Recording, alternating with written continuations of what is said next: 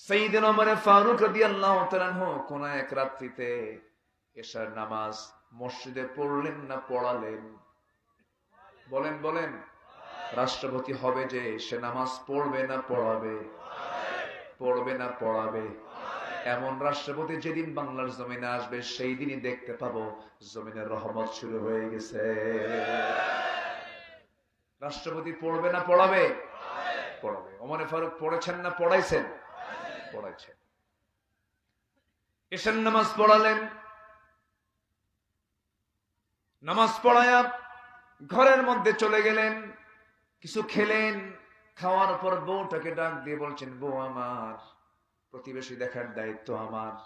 জনগণ কেমন আছে আমি জানি না, অন্ধকারে একটু আড়াল থেকে দেখতে চাই আমার দেশের জনগণ গুলো কেমন আছে। একাকি বের হয়ে গেলেন। প্রতিবেশীর ঘর থেকে কান্নার আওয়াজ আসে। কে কান্দে? বাচ্চাগুলো কান্দে কেন? সূত্র তিনি খুঁজে বের করলেন। বাচ্চার মাকে ডাক দিয়ে বললেন, মহিলা কেমন মা তুমি হয়েছ, এই গভীর রাতে সন্তানগুলো কান্নাকাটি করে খাবার দিতে পারো না? মহিলা বলে, আমি আপনাকে চিনি না, আমি বিধবা মানুষ, আমার ঘরে পানি ছাড়া বিকল্প কোনো খাবার আমার বাড়িতে নাই। সাইয়েদনা ওমর ফারুক কেঁদে ফেললেন, কোনো কথা বললেন না, সোজা চলে গেলেন। খাদ্য গুদামের ম্যানেজারকে বললেন, এক বস্তা আটা আমি ওমর আমার নামে এন্ট্রি করো। এন্ট্রি করা হলো। ওমরে ফারুক বললেন, আমার পিঠে আটার বস্তা তুলে দাও। ম্যানেজার বলে, আমাকে মাফ করবেন, আপনার পিঠে আমি কেমন করে তুলে দিই? আপনি হচ্ছেন শাসনকর্তা, বরঞ্চ আপনি আমাকে বলে দেন কোন জায়গায় পৌঁছা দিতে হবে। ওমরে ফারুক চোখ লাল বানায় বললেন, ম্যানেজার, হাসরের ময়দানে আমার আমলনামা তোমার পিঠে যাবে নাকি? না, বেশি কথা বলো না, আটার বস্তা আমার পিঠে তুলে দাও। জোরে বলি সুবহানাল্লাহ। আটার বস্তা নিয়ে বিধবার সামনে দাঁড়িয়ে বলছেন, শোনো মহিলা, আমাকে তুমি চিনতে পারো না, আমি হলাম খলিফাতুল মুসলিমিন ওমর ফারুক রাদিয়াল্লাহু তাআলা আনহু। এই আটার বস্তা দিয়ে গেলাম, যখন ফুরে যাবি আবার আমাকে খবর দেবে, আমি তোমাকে নিজে পৌঁছায় দেব। এরপর আবার চললেন সামনের দিকে। চলতে চলতে দেখতে পান ভিতর থেকে কান্নার আওয়াজ শুনতে পেলেন। মহিলা কান্নাকাটি করে, চিৎকার করে কান্নাকাটি করতেছে। কান্নার কারণ কি জিজ্ঞেস করে জানতে পারলেন, ভিতরে একজন মহিলার পেটে বাচ্চা, ডেলিভারি হয় না, বহু সময় চলে যাচ্ছে। নার্সের অভাব, ধাত্রীর অভাব, মহিলার অভাব। এই কথা চিন্তা করলেন যে এই মহিলা যদি মারা যায় কেমন করে কিয়ামতের দিন জবাব দেব আমি ওমর। সোজা বাড়িতে চলে আসলেন। বউটাকে বলেন, বউ আমার শোনো, বোরকা পড়তে হবে, এখনই আমার সঙ্গে যেতে হবে। বউটাকে বোরকা পরায় নিজে রওনা দিলেন। ওই বাড়ির সামনে গিয়া নিজ স্ত্রীর হাতটা জড়িয়ে ধরে বলছেন, আল্লাহর কসম করে বলি আমার স্ত্রী, আমরা কিন্তু শাসক নই, আমরা হলাম খাদেম। জোরে বলি সুবহানাল্লাহ। যদি এই ভিতরে মহিলা আছে, সন্তান সম্ভবা মহিলা, হঠাৎ করে যদি নার্সের অভাবে মারা যায়, কিয়ামতের দিন আমি ওমর খুনির কাতারে দাঁড় হতে হবে। আমার বউ, যাও নার্সের দায়িত্ব পালন করো। একজন অর্ধজাহানের শাসনকর্তা তার বউকে নার্স বানায় দিলেন। আল্লাহু আকবার বলেন। খেদমত করো। সামনের দিকে আবার চলতে লাগলেন। চলতে চলতে চলতে চলতে তিনি একটা ঘরের সামনে গিয়ে দাঁড়ালেন। দাঁড়িয়ে শুনতে পেলেন, মা মেয়ের গল্প শুনলেন। মা মেয়ের গল্প শুনতেছেন। মা তার মেয়েকে বলছে, মা আমাদের কাছে যে টাকা পয়সা আছে সেই টাকা পয়সা দিয়ে বাজার করে দিনপথ ভালো চলবে না, বাজার হবে না। আবার যে পরিমাণ উটনির দুধ পেয়েছি এই পরিমাণ উটনির দুধ বিক্রি করেও হবে না। অতএব একটু টাকা বেশির জন্য দুধের মধ্যে পানি ঢুকায় দাও, দুধের মধ্যে পানি মিশ্রণ করো। দুধ পানি মিশ্রিত দুধ করলে পরে দুধের পরিমাণ বেশি হয়ে যাবে, টাকাটা বেশি পাবো। মেয়ে বলছে, বা মা আমাকে তুমি যে অর্ডার দিচ্ছ এই অর্ডার আমি পালন করতে পারবো না। কেন? এখানে তো ওমর নাই, ওমরের আদালতও নাই। এবার মেয়ে বলছে, মা ওমর নাই, ওমরের কোন আদালত এই জায়গায় নাই, কোন প্রশাসনের লোক নাই, কিন্তু সবচেয়ে বড় প্রশাসক মহান রব্বুল আলামিন আমাদের সকল কিছু দেখতেছে। সম্মানিত ভাইয়েরা, আজ থেকে কোরআন নাজিল হয়েছে ১৫০০ বছর আগে। আজও সেই কোরআন অবিকৃত, সুরক্ষিত, সংরক্ষিত আছে না নাই? আসতে বলবেন না, আছে না নাই? সব চেঞ্জ হলেও কোরআন চেঞ্জ হবে না, কারণ কোরআন তিনি নাজিল করেছেন যিনি সূর্য বানিয়েছেন। কোরআন তিনি নাজিল করেছেন যিনি আকাশ বানিয়েছেন। দুর্বল কোন ব্যক্তির দ্বারা কোরআন লেখা হয়নি, দুর্বল কোন মাধ্যম দিয়ে কোরআন আসে নাই। কোরআন হচ্ছে আল্লাহ পাকের সরাসরি কথা। আল্লাহু আকবার বলেন। সম্মানিত ভাইয়েরা, কিন্তু এই কোরআনকে কাফের, মুশরিক ওদের কথা বাদই দেন, মুসলমানই আছে আমাদের দেশে পুরোপুরি মানতে চায় না। আসতে বলবেন না, আছে না নাই? কোরআন মানতে চায় নামাজে, কোরআন মানতে চায় রোজায়, কোরআন মানতে চায় হজে, কোরআন মানতে চায় দান সদগায়, কোরআন মানতে চায় মসজিদ মাদ্রাসায়, কিন্তু কোরআন পার্লামেন্টে যাক, কোরআন সচিবালয়ে যাক, কোরআন বঙ্গভবনে যাক, কোরআন জজ কোর্টে যাক, কোরআন বিচারে যাক, এটা সবাই চায় না। আছে না নাই? তাহলে ঈমান কি পুরোপুরি হলো না অর্ধেক হলো? অর্ধেক কি ঈমান হয়? আস্তে কয়, অর্ধেক কি ঈমান হয়? কোরআন খুলুন, কোরআন কি বলে? আল্লাহ রাব্বুল আলামিন বলেন, ইয়া আইয়ুহাল্লাযীনা আমানু দুখুলু ফিস-সিলমি কাফা ওয়া লা তাত্তাবিউ খুতুওয়াতিশ শাইতান ইন্নাহু লাকুম আদুউম মুবিন। ঈমানদারেরা, তোমরা ইসলামের ভিতরে পুরোপুরি দাখিল হয়ে যাও। আংশিক ঢুকবে, আংশিক ঢুকবে না তা হবে না, পুরোপুরি তোমাকে ঢুকতে হবে। আংশিক ঢুকলে তোমার ঈমানটা পরিপূর্ণ হবে না। আংশিক মানার জন্য তোমাকে দুনিয়াতে লাঞ্ছিত হতে হবে। ইল্লা খিজিয়ুন ফিল হায়াতিদ দুনিয়া। কোরআনটা খুলে দেখেন, আল্লাহ নিজে বলছেন দুনিয়ার জিন্দেগিতে লাঞ্ছিত হবে, আখিরাতে ক্ষতিগ্রস্তদের অন্তর্ভুক্ত হয়ে যাবে। এজন্য আমার ভাইয়েরা, ইসলাম মানবো আমরা আংশিক না পুরোপুরি? আসতে বলো, আংশিক না পুরোপুরি? পুরোপুরি মানতে হবে। আবু জাহেল রাসূলকে বলেছিল, মুহাম্মদ শোনো, তোমার ধর্ম 6 মাস, আমার ধর্ম 6 মাস, তুমি আমারটার বৈধতা দাও, আমি তোমারটার বৈধতা দিয়ে দেব।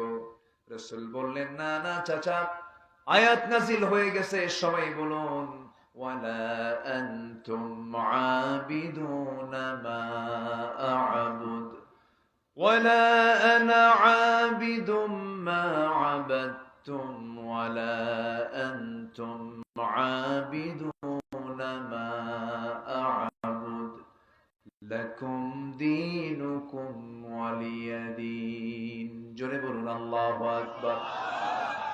ও আবু জাহেল, আমি যারা গোলামি করি তুমি তারা গোলামি করো না। তোমার দিন তোমার কাছে, আমার দিন আমার কাছে। আমার বন্ধুগণ, কিছু ইসলাম কিছু দুনিয়া, কিছু ইসলাম কিছু দুনিয়ার তন্ত্র মন্ত্র, দুইটা ব্যালেন্স করবেন। ওই ইবাদত আল্লাহর দরবারে মঞ্জুর হবে না। আস্তে কোন কেন, জোরে বলুন ঠিক কিনা?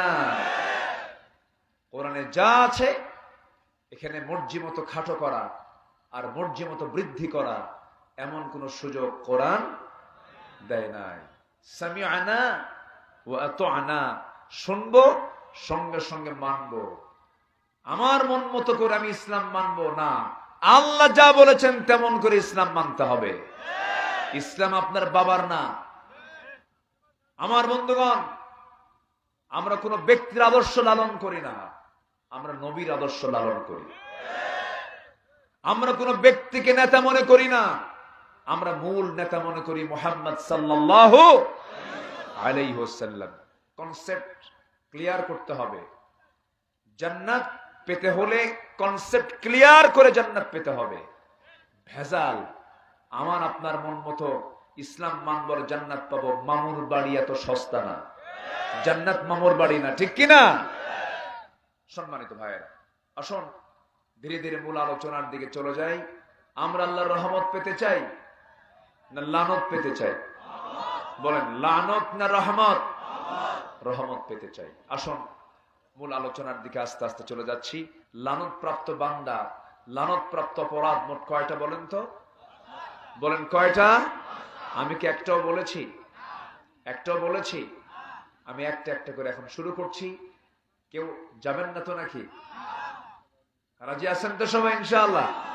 এটা আওয়াজ যদিও দুর্বল হয় এটা মাথায় নেবেন, যা আছে এটা নসিবও ছিল। বেচারি ওনাদেরকেও কিছু বলার দরকার নাই, কমিটির ভাইরা কিচ্ছু বলবেন না, যা ছিল নসিবে তাই তো হবে, যা হয়েছে হয়েছে, বলি আলহামদুলিল্লাহ। আমি যখন এসে বসি, এই মেহমান বুড়া মানুষ দেখেন না, বয়স্ক মানুষ কথা বলবেন, তার নাম ঘোষণা হয়ে গেছে, সম্মান দেওয়াটা আমাদের উচিত। তো সবই তো ঠিক। আচ্ছা, এই জন্য আমি জোর করে আমি তাকে আবার মাইক দিয়ে বললাম না উনি কিছু কথা বলবেন। আপনি মানুষকে সম্মান দিবেন, আল্লাহ আপনাকে সম্মান দিয়ে জান্নাত দিবেন। কারো সম্মান আঘাত হচ্ছে, যে মানুষের সম্মান নিয়ে খেলবে আল্লাহ তাকে বেইজ্জত করবেন। আল্লামা সাইদিকে নিয়ে খেলেছে এরা, আল্লাহ এদেরকে উলঙ্গ করে দুনিয়া থেকে বিদায় করে দিয়েছে। বেইজ্জত করা যাবে না কাউকে, নাই কই ওরা? আল্লামা সাইদি বলেছিলেন 12 কোটি মানুষ গাছের গোড়ায় নাড়া দেবে, মামু বাড়ি দিল্লি গিয়ে পড়বা। 25 বছর আগের বক্তৃতা আজ তা পরিপূর্ণতায় রূপ নিল। আপনারা কি মনে করেন জানি না, আল্লামা সাইদি একজন আল্লাহওয়ালা মানুষ ছিলেন। এদেশের মানুষের জন্য একটা নিয়ামত। 180 কোটি মুসলমানের দুনিয়া, এখনো জরিপে প্রমাণ হয়েছে হোল ওয়ার্ল্ডে একমাত্র একজন জনপ্রিয় ব্যক্তি ছিলেন, তার নাম হচ্ছে আল্লামা সাইদি রাহিমাহুল্লাহ। আমি তাফসীর মাহফিলের এই প্ল্যাটফর্ম থেকে স্পষ্ট ভাষায় জানিয়ে দিতে চাই, আল্লামা সাইদিকে জেলখানা থেকে চিকিৎসার নাম করে যে চক্র তাকে নিয়ে হসপিটালে ভর্তি করিয়ে পয়জনিং করে যারা হত্যা করেছে, সবগুলোকে ধরে সুস্পষ্ট বিচার নিশ্চিত করা দরকার। রাজি আছেন কারা কারা? হাত উঁচু করে দেখান মুসলমান।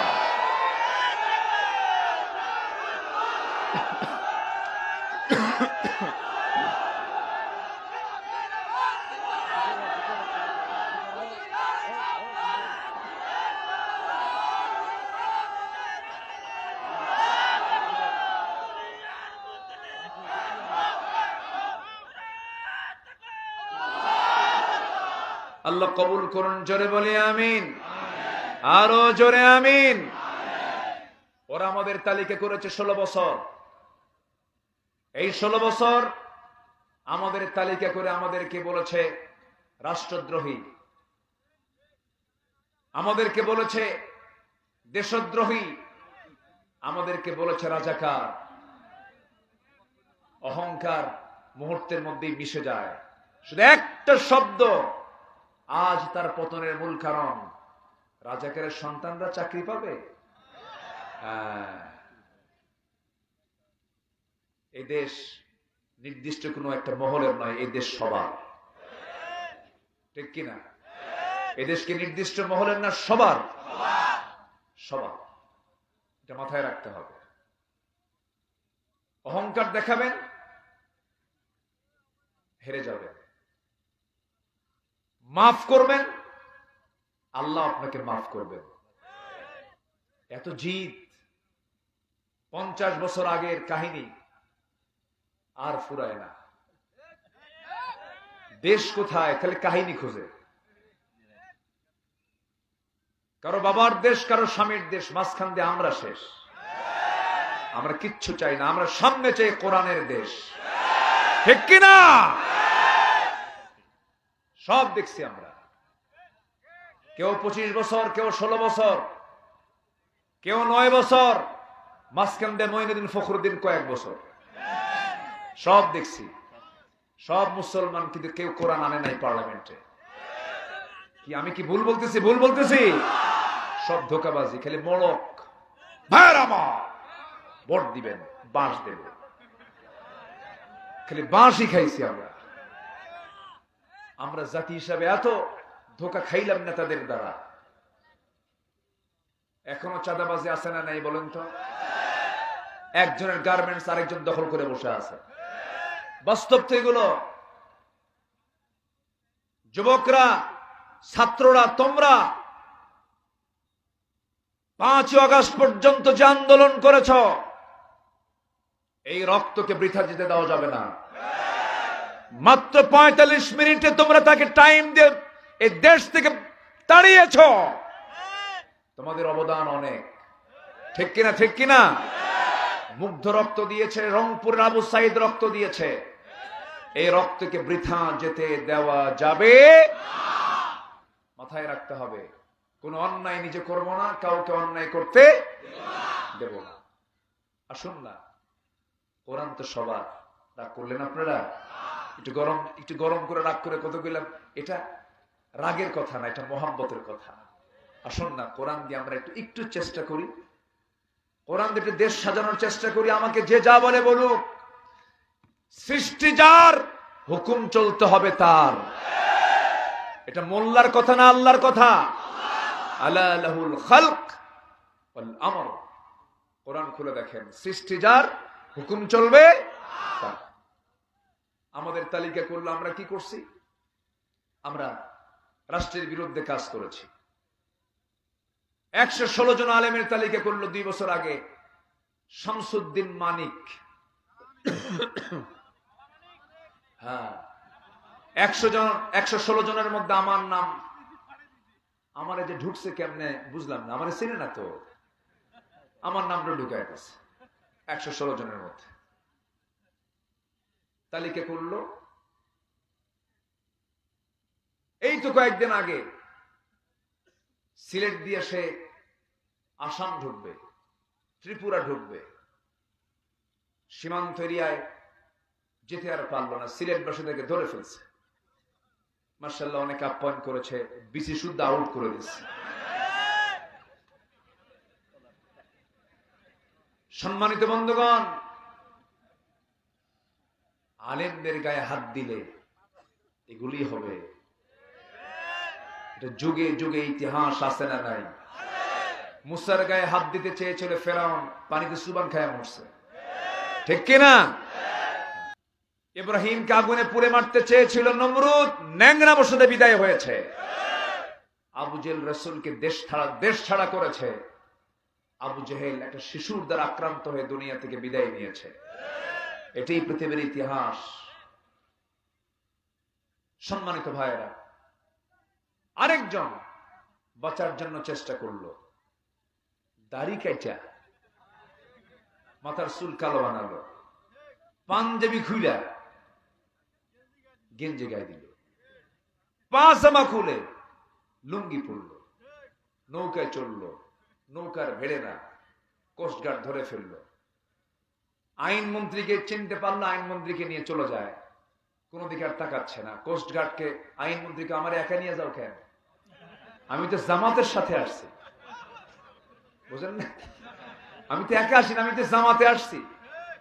আরেকজন আছে, ওই যে বসে আছে, কে ওটা? মাথার চুল কালো, কে ওটাই দরবেশ। কথা বোঝেন নাই? বেইজ্জত করেন কে? লাঞ্ছিত করেন কে? সে আল্লাহ। আছেন না নাই? আসতে বলবেন না, আছেন না নাই? আমার বন্ধুগণ, আল্লাহ রাব্বুল আলামিন 9 শ্রেণীকে, 10 শ্রেণীকে লাঞ্ছিত করেন। 10টা অপকর্ম করবে যারা, আল্লাহ তাআলা তাদের প্রতি অভিসম্পদ নাজিল করেন, লানত করেন। নাম্বার 1 হলো জমিনে যারা বিপর্যয় সৃষ্টি করবে এবং আত্মীয়তার বন্ধন যারা ছিন্ন করবে। আল্লাহ রাব্বুল আলামিন সূরা মুহাম্মাদের 22 এবং 23 নম্বর আয়াতে বলছেন ফাহাল আসাইতুম ইন তাওয়াল্লাইতুম আন তুফসিদু ফিল আরদি ওয়া তুকাত্তিউ আরহামাকুম উলাইকাল্লাযীনা লা'আনাহুমুল্লাহ ফাআসাম্মাহুম ওয়া আ'মা আবসারহুম। জোরে বলুন আল্লাহু আকবার।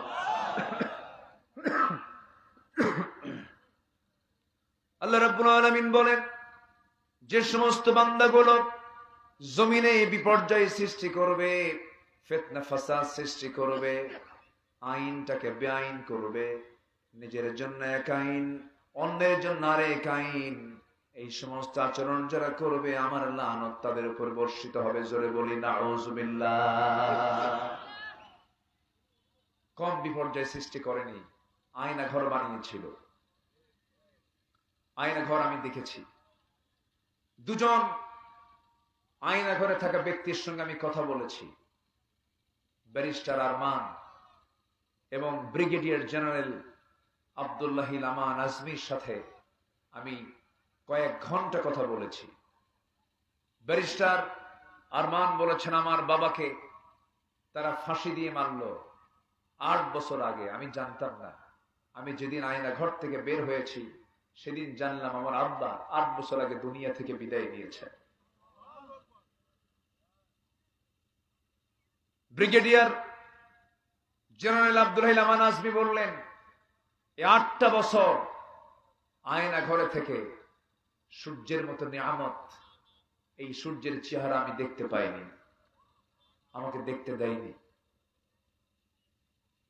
কোন পরিষ্কার পানি আমার কিসমতে জোটে নাই। 3 দিন 4 দিনের বাসি খাবার আমার কাছে মনে হতো কত উন্নত খাবার। সন্ধ্যা আসলে মনে হতো আমার যেন জীবনের শেষ প্রদীপ আজকে নিভে যাবে। এমনই করে তারা 8টা বছর পার করেছিলেন। হয়তো 5 অগাস্ট না আসলে আয়নাঘর সম্পর্কে আমাদের কোনো জানাই হতো না। কেন? আমরা কেমন বাংলাদেশ চেয়েছিলাম? আসতে বলে এমন বাংলাদেশকে আমরা চেয়েছিলাম? সাইয়েদনা ওমর ফারুক বলেন, ফোরাত নদীর তীরে একটা কুকুর যদি অনাহারে মারা যায়, আর ইরাকে রাস্তা খারাপের কারণে যদি উটের পা পড়ে উটের পা যদি ভেঙে যায়, উটের পা কেন ভাঙলো, কুকুর কেন মারা গেল, এটার জন্য আমার আল্লাহর আদালতে জবাব দিতে হবে। সেই খলিফারা শুধু মানুষের চিন্তা না, একটা প্রাণীর চিন্তায় টেনশনে থাকতেন। আর আমার দেশে লাশ পড়ে থাকে, বিচারও হতো না। আসতে কবেন না, জোরে কোন ঠিক কিনা? অভিজিৎ হিন্দু, তাকে শিবির সন্দেহ করে মারল। অভিজিৎ লুঙ্গি খুলে দেখালো আমি হিন্দু, এরপরও তাকে রেহাই দেয় নাই। আবরার ফাহাদ বুয়েটের মেধাবী ছাত্র, গোটা রাত পিটায় পিটায় মেরেছে। জানেন না আপনারা? জানেন না এগুলো কথা? জানেন না? জাহাঙ্গীরনগর ইউনিভার্সিটি পবিত্র শিক্ষাঙ্গন, সাংবাদিক ডেকে আরেক মানিক 100 নারীর জীবন নষ্ট করে, ধর্ষণের সেঞ্চুরি করে মিষ্টি খাওয়ালো, সাংবাদিক সম্মেলন করলো। ওরা 16 বছর তালিকা করেছে আমাদের, আমরা এখন তালিকা করব ওদের। ঠিক কিনা বলেন? এই মানিক যে ধর্ষণের সেঞ্চুরি করেছে, এদেরকে ধরে ঝুলায় মেরে এদের রক্ত মাংস হাড় হাড্ডি কুত্তা বিলাই দিয়ে খাওয়ানো দরকার। রাজি আছেন কারা কারা? হাত উঁচু করে দেখান।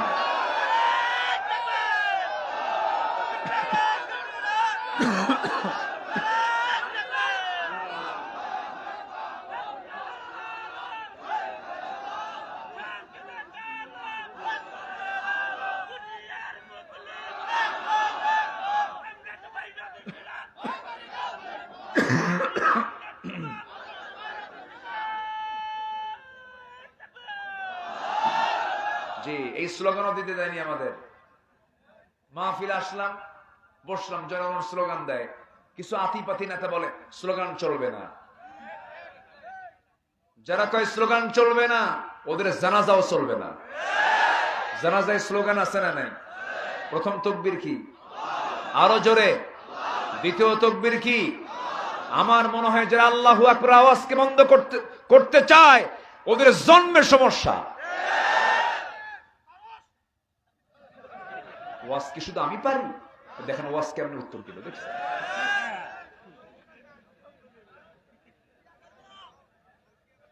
এত সুন্দর মানুষ, কোথায় পাটের গ্রাম? পাট তো দেখলামই না। খুব সুন্দর, আপনারা এত সুন্দর মানুষ হয়, সবাই পিনপতন নীরব হয়ে কথাগুলো শুনছেন। বলি আলহামদুলিল্লাহ, সবই সুন্দর। আমি আপনাদের সবকিছুতে আমি আনন্দিত হই, আমি খুবই খুশি হয়েছি। বলি আলহামদুলিল্লাহ। সম্মানিত ভাইয়েরা, লানত হবে কয় শ্রেণীর উপরে? চলতেছে কয় নাম্বার? যারা ফাসাদ সৃষ্টি করবে। গ্রামের ফাসাদ সৃষ্টিকারী কিছু লোক আছে না, খালি পেঁয়াজ লাগায়, আছে না? পেঁয়াজ লাগানোই ওর কাম। বুদ্ধি খুব দারুণ বুদ্ধি, ভাত পায় না, আছে না? এরকম আছে না? আছে না? বুদ্ধি শুধু গিজ গিজ করে, কিন্তু ভাত পায়, খালি ফাসাদ সৃষ্টি করে। আল্লাহ এদের প্রতি লানত দেন, কোন রহমত থাকে না। বুদ্ধি খুব, কিন্তু ভাত পায় না। আর খুব গ্রামের সাধারণ কিছু মানুষ আছে, বোকা শোকা মানুষ, সম্পদ দিয়ে ভরা। সম্পদ খাবে কে? আছে না? এরকম আছে না? এগুলো দেওয়ার মালিক কে? বুদ্ধি দিয়া রহমত আসে না আল্লাহর রহমত লাগে? আল্লাহর রহমত লাগে বুদ্ধি দিয়া নয়। রহমত পেতে হলে আল্লাহওয়ালা বান্দা হতে হবে। আমরা কার রহমত চাই? আল্লাহর রহমত চাই। ফাসাদ সৃষ্টি করা যাবে না। সাইয়েদনা ওমর কি করেছেন তিনি? আমরা দোয়া করি, আল্লাহ তুমি বাংলার জমিনে একটা ওমর পাঠায় দাও। জোরে বলি আমিন। তুমি একটা ওমর পাঠাও। তুমি তো বলনি ওমর আসবে না, তুমি তো বলনি আবু বকর আসবে না, তুমি বলেছো রাসূল আসবে না, কিন্তু ওমর তো আসতে পারে, ঠিক কিনা বলেন? আল্লাহ তুমি একটা ওমরের প্রতিচ্ছবি বাংলার জমিনে তাড়াতাড়ি পাঠায় দাও। আমরা নেতৃত্বের শূন্যতায় ভুগছি। সামনের বাংলাদেশ কোন দিকে যাচ্ছে আমরা জানি না। মুস্তাফা সরওয়ার ফারুকীর মতো বউ নাচায়া যে কামাই করে, এই সমস্ত লোক যদি উপদেষ্টা হয়, ওই শহীদদের প্রতি প্রতারণা হয়ে যাচ্ছে। এগুলো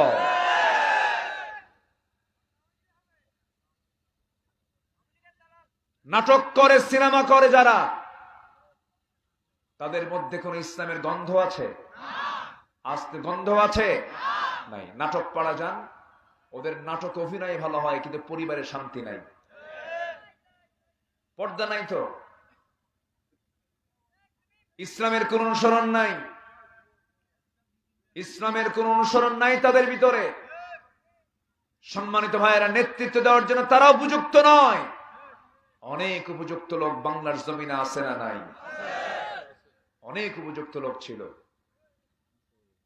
সম্মানিত ভাইয়েরা, কেন যেন মনে হচ্ছে আমার কাছে, এই জন্য আমরা সতর্ক থাকব, সজাগ থাকব। অন্যের বিরুদ্ধে প্রতিবাদ করার দরকার আমাদের আছে না নাই?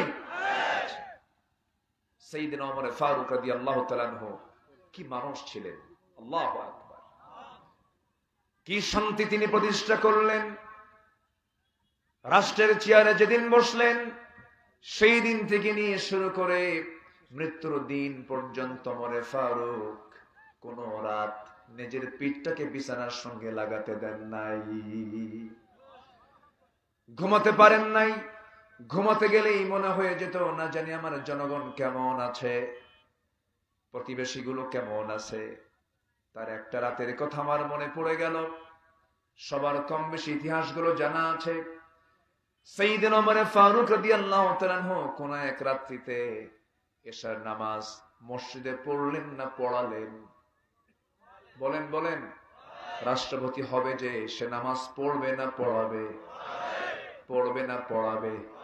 এমন রাষ্ট্রপতি যেদিন বাংলার জমিনে আসবে, সেই দিনই দেখতে পাবো জমিনের রহমত শুরু হয়ে গেছে। রাষ্ট্রপতি পড়বে না পড়াবে? পড়াবে। ওমর ফারুক পড়েছেন না পড়াইছেন? পড়াইছেন। এশার নামাজ পড়ালেন। নামাজ পড়ায়া ঘরের মধ্যে চলে গেলেন, কিছু খেলেন। খাওয়ার পর বউটাকে ডাক দিয়ে বলছেন, বউ আমার, প্রতিবেশী দেখার দায়িত্ব আমার।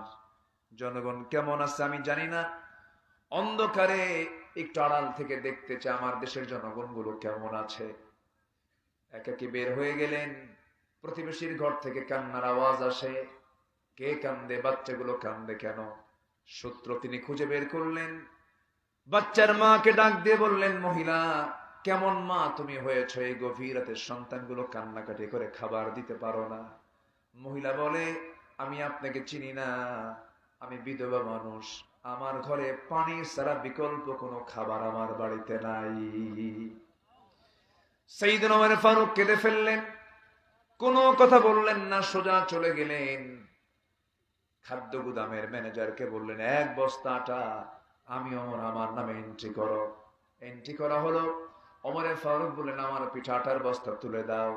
ম্যানেজার বলে, আমাকে মাফ করবেন, আপনার পিঠা আমি কেমন করে তুলে দিই? আপনি হচ্ছেন শাসনকর্তা, বরঞ্চ আপনি আমাকে বলে দেন কোন জায়গায় পৌঁছা দিতে হবে। ওমরে ফারুক চোখ লাল বানায় বললেন, ম্যানেজার, হাসরের ময়দানে আমার আমলনামা তোমার পিঠে যাবে নাকি? না, বেশি কথা বলো না, আটার বস্তা আমার পিঠে তুলে দাও। জোরে বলি সুবহানাল্লাহ। আটার বস্তা নিয়ে বিধবার সামনে দাঁড়িয়ে বলছেন, শোনো মহিলা, আমাকে তুমি চিনতে পারো না, আমি হলাম খলিফাতুল মুসলিমিন ওমরে ফারুক রাদিয়াল্লাহু তাআলা আনহু।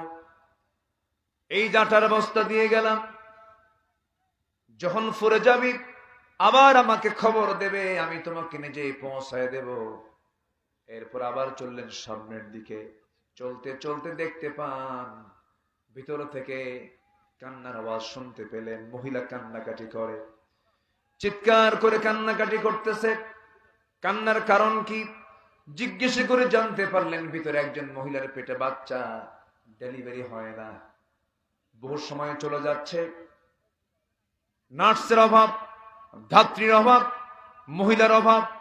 এই কথা চিন্তা করলেন যে এই মহিলা যদি মারা যায়, কেমন করে কিয়ামতের দিন জবাব দেব আমি ওমর। সোজা বাড়িতে চলে আসলেন।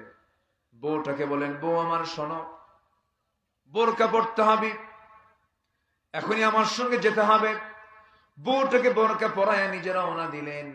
ওই বাড়ির সামনে গিয়া নিজ স্ত্রীর হাতটা জড়িয়ে ধরে বলছেন, আল্লাহর কসম করে বলি আমার স্ত্রী, আমরা কিন্তু শাসক নই, আমরা হলাম খাদেম। জোরে বলি সুবহানাল্লাহ। যদি এই ভিতরে মহিলা আছে, সন্তান সম্ভবা মহিলা, হঠাৎ করে যদি নার্সের অভাবে মারা যায়, কিয়ামতের দিন আমি ওমর খুনির কাতারে দাঁড় হতে হবে। আমার বউ, যাও নার্সের দায়িত্ব পালন করো। একজন অর্ধজাহানের শাসনকর্তা তার বউকে নার্স বানায় দিলেন। আল্লাহু আকবার বলেন, খেদমত করো। সামনের দিকে আবার চলতে লাগলেন। চলতে চলতে চলতে চলতে তিনি একটা ঘরের সামনে গিয়ে দাঁড়ালেন। দাঁড়িয়ে শুনতে পেলেন, মা মেয়ের গল্প শুনলেন। মা মেয়ের গল্প শুনতেছেন। মা তার মেয়েকে বলছে, মা আমাদের কাছে যে টাকা পয়সা আছে, সেই টাকা পয়সা দিয়ে বাজার করে দিনপথ ভালো চলবে না, বাজার হবে না। আবার যে পরিমাণ উটনির দুধ পেয়েছি, এই পরিমাণ উটনির দুধ বিক্রি করেও হবে না। অতএব একটু টাকা বেশির জন্য দুধের মধ্যে পানি ঢুকায় দাও, দুধের মধ্যে পানি মিশ্রণ করো। দুধ পানি মিশ্রিত দুধ করলে পরে দুধের পরিমাণ বেশি হয়ে যাবে, টাকাটা বেশি পাবো। মেয়ে বলছে, বা মা, আমাকে তুমি যে অর্ডার দিচ্ছ, এই অর্ডার আমি পালন করতে পারবো না। কেন? এখানে তো ওমর নাই, ওমরের আদালতও নাই। এবার মেয়ে বলছে, মা ওমর নাই, ওমরের কোন আদালত এই জায়গায় নাই, কোন প্রশাসনের লোক নাই, কিন্তু সবচেয়ে বড় প্রশাসক মহান রব্বুল আলামিন আমাদের সকল কিছু দেখতেছে। ওমরে ফারুকের কানে চলে গেল। চোখের পানি মুছতে মুছতে কাঁদতে কাঁদতে বলছেন, এই মেয়েটাই তো আমার দরকার। আমার একটা প্রাপ্তবয়স্ক ছেলে আছে, আমার ছেলের সঙ্গে এই মেয়েটার বিয়ে দেব। জোরে কোন সুবহানাল্লাহ। কার মেয়ে বলেন? কার মেয়ে? কার মেয়ে? দুধ বিক্রি করে যারা, তাদেরকে কি বলে? হ্যাঁ, গোয়ালি। হ্যাঁ, গোয়ালিনী। হ্যাঁ, অর্ধ দুনিয়ার শাসন করতে অমর। ছেলেকে বিয়ে করাবেন, মেয়ে খুঁজে পেলেন একটা দুধ বিক্রেতার ঘরে। চিন্তা করবেন, আর আমাদের ছেলেকে বিয়ে করাবো অথবা মেয়েকে বিয়ে দেব, ছেলে কি করে? মাস্টার্স। আর কি সরকারি হবে না, ব্যবসা লোকাল হবে না। দেখো তো মঙ্গল গ্রহে অফিস আছে নাকি? কি যুবকরা কও, ঠিক কিনা? বিয়ে শাদী দরকার আছে না? এগুলো একটু শোনো। মেয়ের বাপরা দুষ্ট আছে, মেয়ের বাপরা খালি টাকা খোঁজে, চরিত্র খোঁজে না, ঠিক কিনা? মেয়েকে বিয়ে দিবেন, আগে দেখবেন তাকওয়া, আগে ছেলের পরহেজগারিতা দেখবেন, চরিত্র দেখবেন। সম্পদ দেখে বিয়ে দিবেন, চরিত্র দেখবেন না, অশান্তির আগুনে দাউ দাউ করে জ্বলবেন, শান্তি পাবেন না। অনেক ছেলের বাবা আছে, ছেলেদেরকে বিয়ে করায় না। ছেলে গিয়ে বলে, লজ্জা ভেঙ্গে বলে, বাবা নামাজ পড়ি, সমাজ ব্যবস্থা খুব খারাপ, একটু বিয়ে দাও। বাপ ধমক দিয়ে কয়, কিসের বিয়ে রে তোর? নিজের পায়ে দাঁড়া। ও কি অন্যের পায়ে দাঁড়ায় আছে? কি সমস্যা না? আজকে আগের যুগে আমার দাদারা বিয়ে করেছেন বেশি বয়সে না অল্প বয়সে? আর এখন আজ থেকে এখন কি 50 বছর হয় তাও বিয়ে করে না। ও কি ঠিক আছে না বাইপাস মারে? কি রাগ করতেছো তোমরা? যুবকরা রাগ করো? সম্মানিত ভাইয়েরা, মাইকের কি হলো আবার? শোনা যায়? শোনা যায়? ঠিক আছে, বলি আলহামদুলিল্লাহ। কিন্তু আমার কানে একটু আওয়াজ কম আসতেছে। সাউন্ড নাই এখানে? এখানে নাই না? আচ্ছা যাক, যা আছে আছে। আমরা আর ওইদিকে যাই না, আমরা কি বলি আর এখানে কাভার করেনি তো। আচ্ছা সম্মানিত ভাইয়েরা, তাহলে যুবকরা ক্যারিয়ার গঠন করতে গিয়ে চরিত্র হারানো যাবে? চরিত্রকে ঠিক রাখতে হবে। সাইয়েদনা ওমর ফারুক রাদিয়াল্লাহু তাআলা আনহু তিনি কি করলেন? নিজের ছেলেকে বিয়ে করাবেন, খুঁজলেন হলো তাকওয়া। গোয়ালিনীর মেয়েকে নিয়ে এসে অর্ধ জাহানের শাসন করত ওমর তার ছেলের সাথে বিয়ে দিলেন। জোরে বলি সুবহানাল্লাহ। একটু জিকির করি লা ইলাহা। এই মাইকে কথা বলা যাবে না, আওয়াজ নেই। কেমনে কথা বলবো? কোনো আওয়াজ নেই।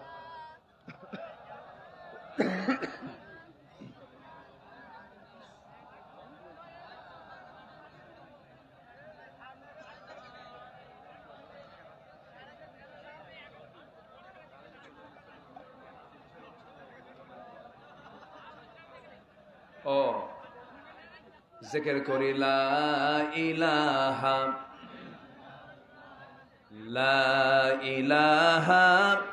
ইল্লাল্লাহু মুহাম্মাদুর রাসূলুল্লাহ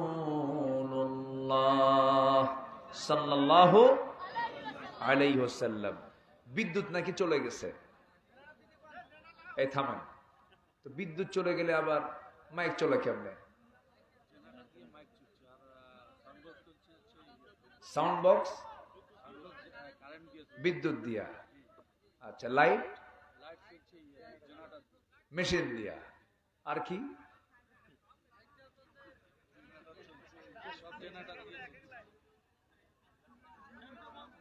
আচ্ছা যাক, আবার বিদ্যুৎ আসছে, বলি আলহামদুলিল্লাহ।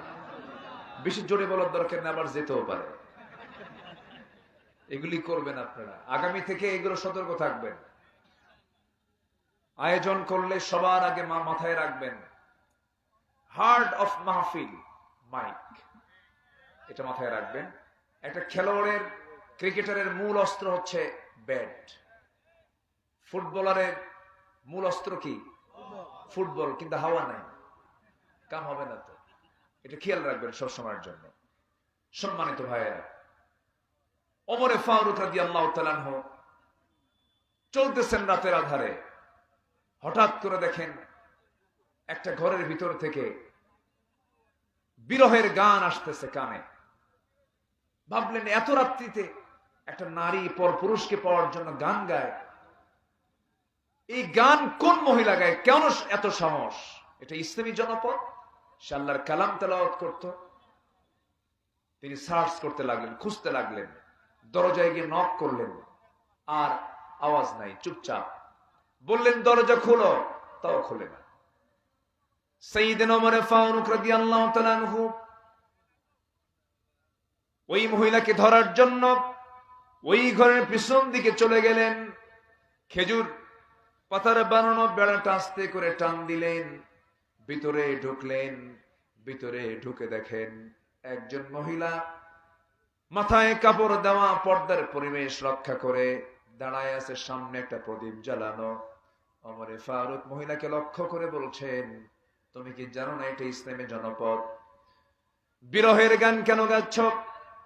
তোমার বিচার করা দরকার। মহিলাও কম না, ওমর ফারুককে চিনতে না পেরে বলছে, আমি আপনাকে চিনি না, আপনার পরিচয়টা কি?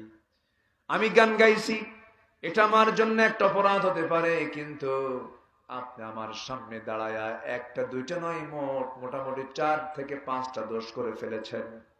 ওমর ফারুক বলছেন, কি কি দোষ বলো? নাম্বার 1, আপনি আমার ঘরের মধ্যে ঢুকেছেন, আপনি কি সালাম দিয়েছেন নাকি না? অনুমতি নিয়েছেন নাকি না? 2টা চলে গেল। নাম্বার 3, আমার ঘরের বেড়াটা ভাঙলেন, সম্পদ নষ্ট হলো। নাম্বার 4, আপনি একজন পরপুরুষ, আমি একজন পরনারী, আপনি আমার ঘরের মধ্যে ঢুকে অন্তত পর্দার খেলাফ কাজ করে ফেলেছেন, পর্দার কিছু ক্ষতি হয়ে গেছে। এই 4টা ভুল আমি আপনাকে কখনো মাফ করব না। ওমর ফারুক বলছেন, কি করবা?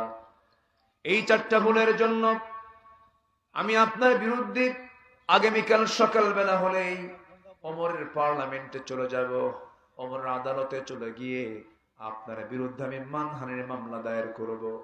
ওমর ফারুক বলছেন, তুমি যে মামলা দায়ের করবা, ওমর লোকটা কেমন? সঙ্গে সঙ্গে মহিলা বলতেছি, আল্লাহর কসম করে বলি, বর্তমান দুনিয়াতে একজন যদি আল্লাহওয়ালা শাসক থাকেন, তিনি হচ্ছেন ওমর। কার সামনে বলে? ওমরের সামনে বলতেছে। সঙ্গে সঙ্গে ওমর ফারুক বলছেন, ও মহিলা শোনো, আমার ধারণা ওমর খুব একটা ভালো মানুষ না। মহিলা খেপে গিয়ে বলতেছে, দোষ আরেকটা হলো, এটাও মামলা হবে। আল্লাহু আকবার বলেন। আগের শাসকরা যাচাই করেছেন, জনগণের কাছে গিয়া যাচাই করেছেন ব্যক্তি কেমন। আর এরা 16 বছর জোর করে ভালোবাসা অর্জন করতে চেয়েছে, ভালোবাসা পায় নাই। ঠিক কিনা? শাসক কাকে বলে? সাইয়েদনা ওমর ফারুক রাদিয়াল্লাহু তাআলা আনহু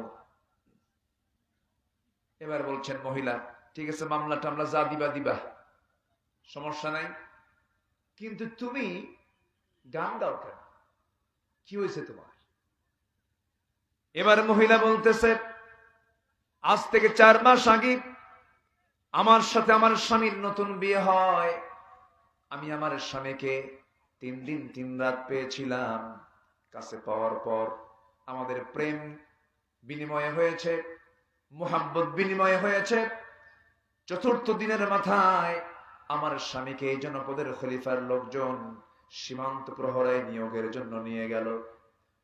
চলে গেল আমার স্বামী। আজকে 4 মাস গত হতে চলে, আমার স্বামীকে আমি পাচ্ছি না।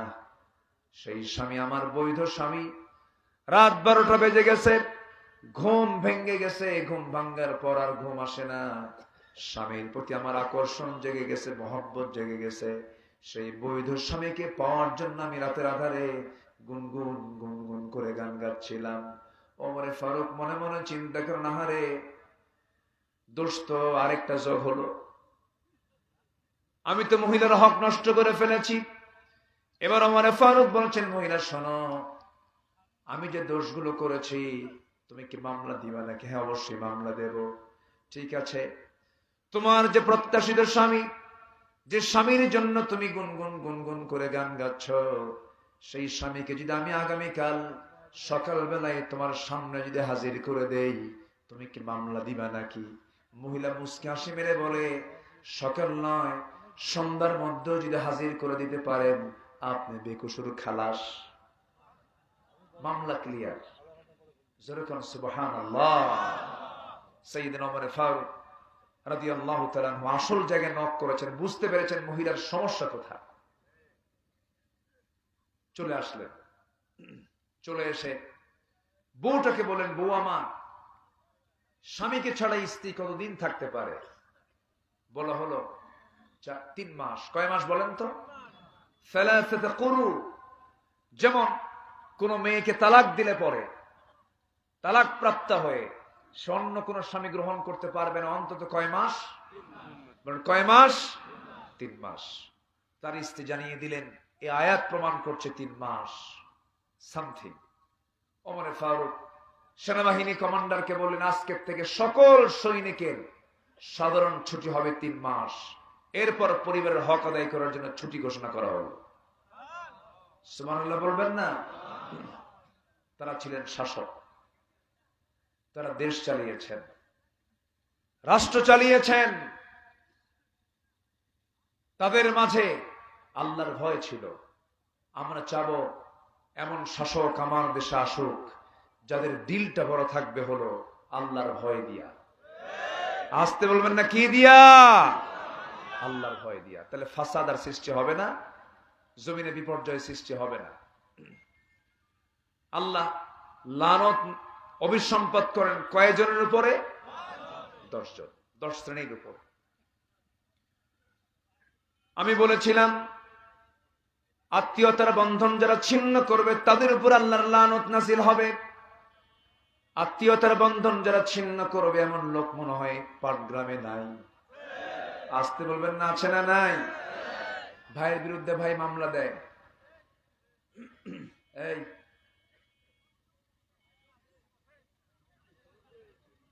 কি সমস্যা? মুরব্বী খাওয়া যাবে না তো? আমি কই এই, কারণ মুরব্বী বললেই সমস্যা, আবার সোনামণিও সমস্যা। কোন কথা কোন সময় ভাইরাল হয় বোঝা মুশকিল। প্রযুক্তির যুগ তো। সম্মানিত ভাইয়েরা, নিজের বোনের সঙ্গে সম্পর্ক নাই, ধর্মের বোন বানায়। আছে না নাই বলেন তো? ধর্মের বোন আবার বউ হয়ে যায়। তাহলে এই সম্পর্ক জায়েজ না হারাম? আসতে কোন কেন? জায়েজ না হারাম? নিজের বোনের সঙ্গে দেখা করা জায়েজ আছে, কিন্তু ধর্মের বোনের সঙ্গে দেখা করা জায়েজ আছে? ইসলাম যে সম্পর্ক তৈরি করেছে, বাস এতটুকু এনাফ। 14 জন নারীর সাথে আপনি দেখা করতে পারবেন। সেই সমস্ত নারী অঙ্কটা শিখে নেন, যাদেরকে বিয়ে করা যাবে না তাদের সঙ্গে দেখা করা যাবে। এই, তাদের সঙ্গে দেখা করা যাবে। আর যাদেরকে বিয়ে করা যাবে তাদের সঙ্গে দেখা করা যাবে না। সূত্র বুঝলেন তো নাকি? এই মুখস্থ করা লাগবে না, এখন বুঝে নেবেন এমনি। এর মধ্যে দেখা করা যাবে চাচাতো বোন, মামাতো বোন, খালাতো বোন। দেখছেন, কিচ্ছু কয় না। দেখা করা যাবে। খালি ঘন ঘন খালার বাসায় যায়, আর খালাকে বলে, খালা আসসালামু আলাইকুম, আসসালামু আলাইকুম। খালাতো বোনটা আছে তো? এরকম আছে না নাই? আছে না নাই? একটু জিকির করি, লা ইলাহা,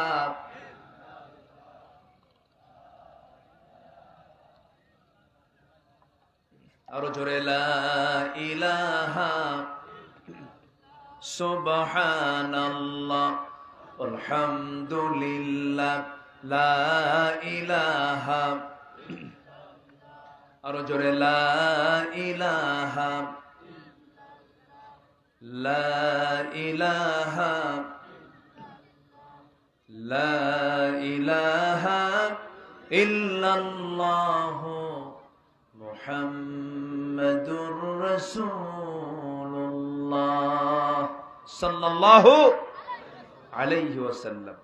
আত্মীয়তার বন্ধন যারা ছিন্ন করবে, রাসূল বলেছেন লা ইয়াদখুলুল জান্নাতা কাতিউ রিহিম, আত্মীয়তার সম্পর্ক ছিন্নকারী জান্নাতের গন্ধ পাবে না।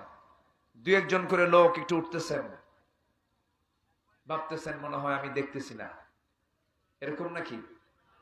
কেউ যাবেন না, একটু বসেন, আমরা সব ভাই বোনকে নিয়ে একসঙ্গে দোয়া করব। একটু বসেন, আমি পয়েন্টগুলো একটু শেষ করি, খুব বেশি সময় লাগবে না। তবে একটা বড় দুঃখ, একটা আফসোস, আমার দেশে যত শ্রোতা মাহফিলে আসে ম্যাক্সিমাম নামাজি না বেনামাজি? ভালো করে কম, একটু চিন্তা করে কন, ভালো করে কন তো, বলুন তো, নামাজি না বেনামাজি? অধিকাংশই বেনামাজি। গোটা পৃথিবীর ভিতরে আমার মনে হয় বাংলাদেশে একটা ব্যতিক্রম। বাংলাদেশে ব্যতিক্রম, যে দেশে 18 কোটি মুসলমান থাকার পরও মাত্র 5% মুসলমান নামাজ পড়ে। কেন এই চিত্র কেন হয়েছে? এই দেশের অধিকাংশ নেতাগুলো বেনামাজি, ঠিক কিনা বলেন? যে নেতার নামাজ নাই, যুবকরা যে নেতা তোমাকে মদের বোতল তুলে দেয়, নারী আগায় দেয়, জেনার জন্য উস্কায় দেয়, অস্ত্র হাতে তুলে দেয়, ওই সমস্ত নেতৃত্বের মুখে আমরা জুতা মারি, থুতু মারি। নামাজ সবার আগে কি বলেন তো? জীবনে এক ওয়াক্ত নামাজ ছাড়বো না, কারা কারা হাত তুলে দেখান দেখি। জোরে বলি ইয়া আল্লাহ, আমাদেরকে 5 ওয়াক্ত নামাজ আদায় করা তৌফিক তুমি আল্লাহ দিয়া দাও। জোরে বলি আমিন, আরো জোরে আমিন, আরো জোরে আমিন। নামাজ পড়তে রাজি আছেন তো? ইনশাআল্লাহ। মা বোন যারা আছেন নামাজটা পড়বেন। মাহফিলেও পুরুষের চাইতে আজকে মারা কম আসে না বেশি আসে? মার্কেটেও বেশি যায়। সব জায়গায় বরকত, মার্কেটেও বরকত, মাহফিলেও বরকত। কি মার্কেটে বরকত? বরকত। ওরে বাপরে বাপ, স্বামীর সামনে নতুন শাড়ি পরে না, কাপড় চোপড় পরে না, মার্কেটে যখন যায় তার ডেকোরেশনটা কি? মাথার চুল খোলা, 3 পিস লাগায়া, হাই হিল লাগায়া, সাইডে ভেলটি ব্যাগ নিয়া, লিপস্টিক লাগায়া দোকানদারের সামনে গিয়া ঠ্যাঙের উপরে ঠ্যাং তুলে দিয়া দোকানদারকে বলে, ভাইয়া একটা শাড়ি দেখানো যাবে কি? এত সুন্দরতার মাখরাজ, সিফাত। হ্যাঁ, দোকানদারও কম না। দোকানদার শাড়ি একখান বের করে নিজের গায়ের সঙ্গে লটকায় দিয়ে বলে, আপা এই শাড়ি কিন্তু আপনাকে দারুণ মানাবে। ওটা আরেক বদমাইশ। আছে না নাই? সবার বাড়িতে মা বোন আছে, এই নোংরামি করার কোন সুযোগ দেওয়া যাবে? আল্লাহ সবাইকে বোঝার তৌফিক দাও। জোরে বলি আমিন। আত্মীয়তার বন্ধন ছিন্নকারী কি বলেন তো? জাহান্নামী। বলেন কি? বলেন তো, বলেন তো। নিজের বোন আগে দরকার না ধর্মের বোন আগে দরকার? নাম্বার 2 হলো যারা সীমা লঙ্ঘন করবে তাদের উপর আল্লাহর লানত। নাম্বার 3 হলো মহান আল্লাহর সত্যবাণীকে গোপন করবে যারা, তাদের উপর আল্লাহর লানত। নাম্বার 4 হলো যে সমস্ত বান্দাগুলো মুমিনদেরকে অন্যায় করে হত্যা করবে তাদের উপর আল্লাহর লানত। নাম্বার 5 হলো মুনাফিক এবং কাফেরদের উপর আল্লাহর লানত। মুনাফিকরা দুনিয়াতেও লাঞ্ছিত হয়, আখিরাতেও লাঞ্ছিত না, জাহান্নামে যাবে। কোথায় যাবে? জাহান্নামে। মুনাফিক তো পাটগ্রামে নাই, আসতে বলবেন না, আছে না নাই? আচ্ছা। নাম্বার 6 হলো কুফরি এবং কাফের অবস্থায় যদি কেউ মৃত্যুবরণ করে, ইন্নাল্লাযীনা কাফারু ওয়া মাতু ওয়া হুম কুফার উলাইকা আলাইহিম লা'নাতুল্লাহ ওয়াল মালাইকাতি ওয়ান নাসি আজমাইন। নাম্বার 7, আল্লাহ এবং রাসূলের যারা শত্রু তাদের উপর আল্লাহর লানত। আল্লাহকে গালি দেওয়া, রাসূলকে নিয়ে বাজে কথা বলার মতো কিছু কুলাঙ্গার আমার দেশে আছে না নাই? আসতে বলবেন না, আছে না নাই? ওদেরকে এখন ধরার সময়, ঠিক কি না? আল্লাহর জমিনে থেকে আল্লাহর বিরুদ্ধে যারা কথা বলবে তাদেরকে ছাড় দেওয়া যাবে না। নাম্বার 8 হলো অঙ্গীকার যারা ভঙ্গ করে তাদের উপর আল্লাহর লানত। নাম্বার 9 হচ্ছে আল্লাহর সম্পর্কে যারা মিথ্যা রচনা করে তাদের উপর আল্লাহর লানত। নাম্বার 10, আল্লাহ তাআলা নারীদেরকে কত দাম দিয়েছেন। মুমিনা নারীদেরকে যারা মিথ্যা অপবাদ চাপায় দেবে তাদের উপর আল্লাহর লানত। আল্লাহ তাআলা এই 10টা অপকর্ম থেকে আমাদেরকে হেফাজত করুন, জোরে বলে আমিন। যে যেখানে আছেন নামাজের মতো করে তাশাহুদের সুরতে বসে যান। আমরা সোজা চাইব এখন কার কাছে?